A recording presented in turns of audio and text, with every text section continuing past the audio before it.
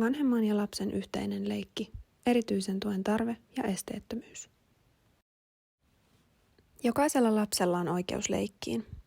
Vanhemman ja lapsen välinen yhteinen leikki vahvistaa kiintymystä ja luo perustan lapsen itsenäiselle leikille.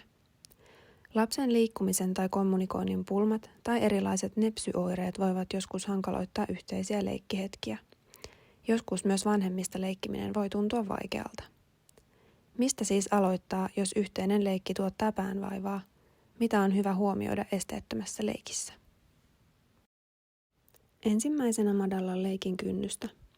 Kokeile aluksi lyhyitä ja yksinkertaisia leikkejä, kuten kukkuuleikkiä, loruttelua tai palapelin kasaamista tai purkamista. Pidä mieli avoimena ja suuntaa huomiosi lasta kiinnostaviin asioihin. Voisiko jostain lapsen kiinnostuksen kohteesta aloittaa leikin? Kokeile rohkeasti, vaikka leikki ei aluksi tuntuisi luontevalta. Minkälainen aistiympäristö leikkitilassa on? Onko tila fyysisesti esteetön?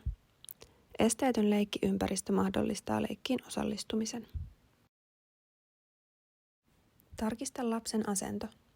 Onko istuma-asento riittävän tukeva vai voisiko makuuasento olla mukavampi leikkimiseen? Kuvia tai viittomia voi myös käyttää leikin tukena.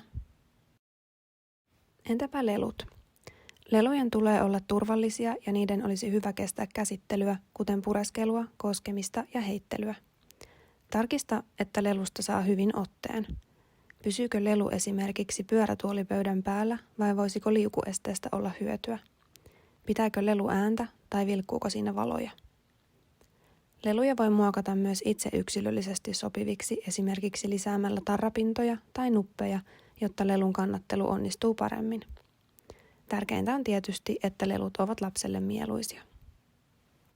Aikuisena voit hyväksyä lapsen kaikenlaiset aloitteet osaksi leikkiä, tukea lasta sanoittamalla leikkiä, arvostaa leikkiä antamalla sille tilaa ja aikaa, mahdollistaa leikin aloittamisen ja jatkumisen, jos lapsen on itse vaikea suunnata huomio ympäristöönsä.